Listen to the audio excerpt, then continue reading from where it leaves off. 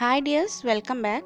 അപ്പോൾ ഇന്ന് correct 1 kg wait വരുന്ന ഒരു നട്ടി ബബിൾ കേക്കിൻ്റെ റെസിപ്പിയാണ് ഷെയർ ചെയ്യുന്നത്. അപ്പോൾ ഇതിന് കുറേ മുമ്പ് ഈ ഒരു റെസിപ്പി ഷെയർ ചെയ്തിട്ടുണ്ട്. അതിൻ്റെ സ്പോഞ്ചിൽ മാത്രമേ ഉള്ളൂ വ്യത്യാസം. അപ്പോൾ നമുക്ക് വീഡിയോയിലേക്ക് പോവാം. അപ്പോൾ ആദ്യം തന്നെ കേക്കിന് വേണ്ടിയിട്ടുള്ള ഡ്രൈ ഇൻഗ്രീഡിയൻസ് ഒക്കെ ഒന്ന് അരിച്ചു വെക്കാം. അപ്പോൾ ഇവിടെ 1/4 കപ്പ് മൈദയാണ് എടുക്കേണ്ടത്.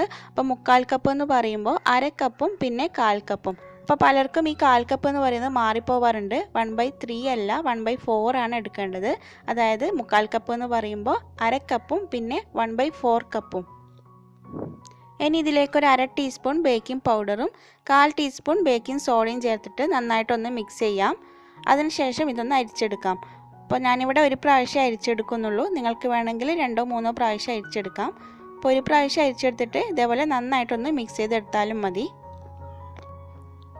ഇനി ഒരു ബൗളിലേക്ക് 1 ടേബിൾ സ്പൂൺ അളവിൽ ബൂസ്റ്റ് ഇട്ട് കൊടുക്കാം. അതിലേക്ക് 2 ടേബിൾ സ്പൂൺ ഇളം ചൂടുള്ള പാലും കൂടി ചേർത്തിട്ട് നന്നായിട്ടൊന്ന് മിക്സ് ചെയ്ത് വെക്കാം.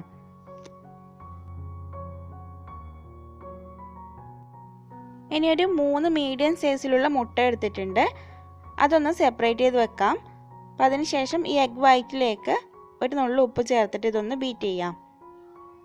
അപ്പോൾ എഗ് വൈറ്റ് ഇതേപോലെ പതഞ്ഞ് വരുമ്പോൾ നമുക്കിതിലേക്ക് ഒരു 1/3 കപ്പ് പൊടിക്കാത്ത പഞ്ചസാരയാണ് ചേർത്ത് കൊടുക്കുന്നത്. അതും കുറച്ചായിട്ട് ചേർത്ത് കൊടുക്കാം. അപ്പോൾ പഞ്ചസാരയൊക്കെ ചേർത്ത ശേഷം നന്നായിട്ട് ഈ എഗ് വൈറ്റ് ബീറ്റ് ചെയ്തെടുക്കണം.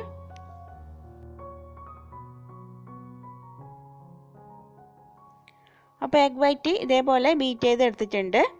ഇനി ഇതിലേക്ക് ഓരോ യോക്ക് വീതം ചേർത്ത് കൊടുക്കാം. അപ്പോൾ യോക്ക് ചേർക്കുമ്പോൾ തന്നെ വാനില എസൻസ് ചേർത്ത് കൊടുക്കണം. അപ്പോൾ ഇവിടെ 1 ടീസ്പൂൺ അളവിൽ വാനില എസൻസ് ചേർത്ത് കൊടുക്കുന്നുണ്ട്.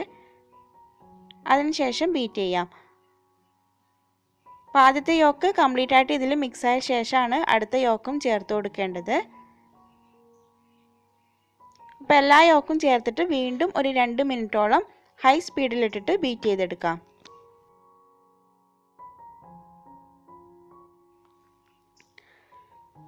ഇനി ഇതിലേക്കൊരു 3 ടേബിൾ സ്പൂൺ ഓയിൽ ചേർത്ത് കൊടുക്കാം. അപ്പോൾ പലർക്കുള്ള പ്രശ്നമാണ് ഈ ഓയിൽ ചേർക്കുമ്പോൾ എഗ് ബീറ്റ് ചെയ്തതൊക്കെ അങ്ങ് താന്നു പോകാമെന്ന്. അപ്പോൾ അതിനായിട്ട് നിങ്ങൾ ചെയ്യേണ്ടത് ഒന്നിച്ച് ചേർത്ത് കൊടുക്കാതെ കുറച്ചായിട്ട് ഇതേപോലെ ഒഴിച്ച് കൊടുത്തിട്ട് ഏറ്റവും ലോ സ്പീഡിൽ ഇട്ടിട്ട് വേണം ബീറ്റ് ചെയ്തെടുക്കാൻ. പിന്നെ കൂടുതൽ സമയമൊന്നും ഓയിൽ ചേർത്ത ശേഷം ബീറ്റ് ചെയ്യരുത്. ജസ്റ്റ് ഒന്ന് മിക്സ് ചെയ്തെടുത്താൽ മതി. അതിനുശേഷം ഫ്ലോർ മിക്സ് കുറച്ചായി ചേർത്തിട്ട് മെല്ലെ ഒന്ന് ഫോൾഡ് ചെയ്തെടുക്കാം. അപ്പോൾ അതിനിടയിൽ നമ്മൾ നേരത്തെ തയ്യാറാക്കിയിട്ടുള്ള ആ ബൂസ്റ്റിൻ്റെ മിക്സും കൂടി കുറച്ചായിട്ട് ഒഴിച്ചു കൊടുക്കുന്നുണ്ട്.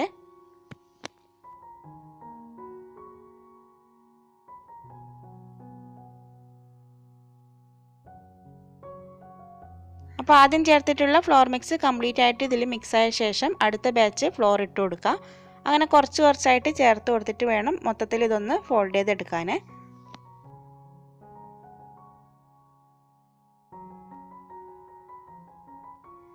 അങ്ങനെ ബാറ്ററി ഇവിടെ റെഡി ആയിട്ടുണ്ട്. ഇനി ഇതൊരു 7 ഇഞ്ചിൻ്റെ ടിന്നിലേക്കാണ് ഒഴിച്ചു കൊടുക്കുന്നത്. അപ്പോൾ ടിന്നിൻ്റെ താഴെയും സൈഡിലൊക്കെ ബട്ടർ പേപ്പർ ഒന്ന് വെച്ച് കൊടുത്തിട്ടുണ്ട്.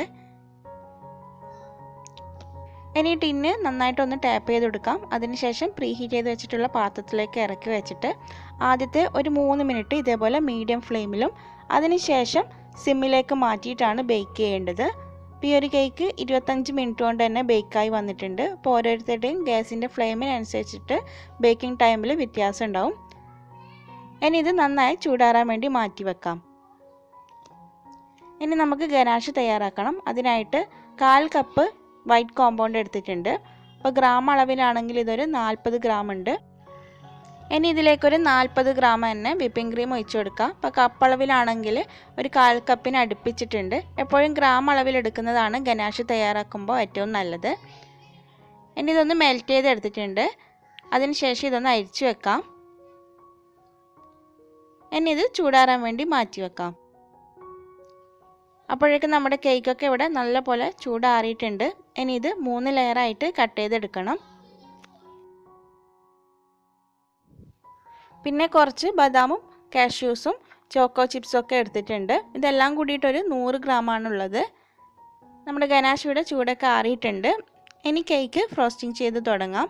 ആദ്യം കേക്ക് ബോർഡിൽ അല്പം ക്രീം ആക്കിയിട്ട് ഫസ്റ്റ് ലെയർ കേക്ക് വെച്ച് കൊടുക്കാം. ഇനി ഇത് ഷുഗർ സിറപ്പ് വെച്ചിട്ട് വെറ്റ് ചെയ്തെടുക്കണം. അപ്പോൾ ഷുഗർ സിറപ്പ് ഉണ്ടാക്കാൻ വേണ്ടിയിട്ട് 1/3 കപ്പ് പഞ്ചസാരയും 1/2 കപ്പ് വെള്ളവും ചേർത്തിട്ട് തിളപ്പിച്ച് ചൂടാറിയ ശേഷം ഫ്രിഡ്ജിൽ വെച്ച് നന്നായി തണുപ്പിച്ചെടുത്തതാണ്. അപ്പോൾ ഷുഗർ സിറപ്പ് നിങ്ങൾ ചെയ്യുമ്പോൾ എപ്പോഴും നല്ല തണുത്തിട്ടുള്ള ഷുഗർ സിറപ്പ് തന്നെ എടുക്കുക. അപ്പോഴാണ് കേക്കിൽ നല്ല ടേസ്റ്റൊക്കെ ഉണ്ടാവുള്ളൂ. അതിനുശേഷം ഇതിന് മുകളിൽ ക്രീം സ്പ്രെഡ് ചെയ്ത് കൊടുക്കാം.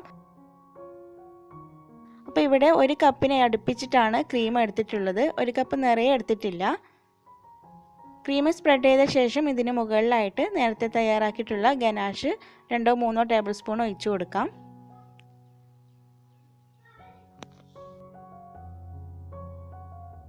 കുറച്ച് മിൽക്ക് മെയ്ഡും കൂടി ഇതിന് മുകളിലാക്കിയിട്ട് ഒന്ന് സ്പ്രെഡ് ചെയ്ത് കൊടുക്കാം.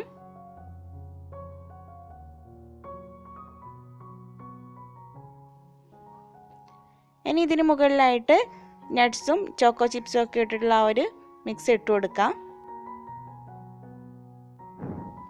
ഇനി ഇതിന് മുകളിൽ ബൂസ്റ്റാണ് ഇട്ട് കൊടുക്കുന്നത്. ഇനി അടുത്ത ലെയർ വെച്ച് കൊടുത്തിട്ട് ഇതേപോലെ തന്നെ ചെയ്തെടുക്കാം.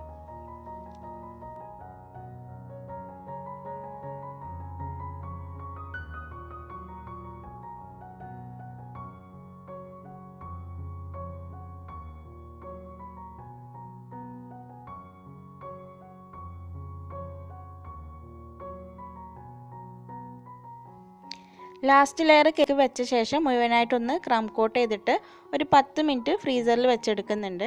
അതിനുശേഷം നല്ല കട്ടിയിൽ തന്നെ ക്രീം എല്ലാ വശത്തേക്കും സ്പ്രെഡ് ചെയ്തിട്ട് കേക്ക് ഒന്ന് ലെവൽ ചെയ്തെടുക്കണം.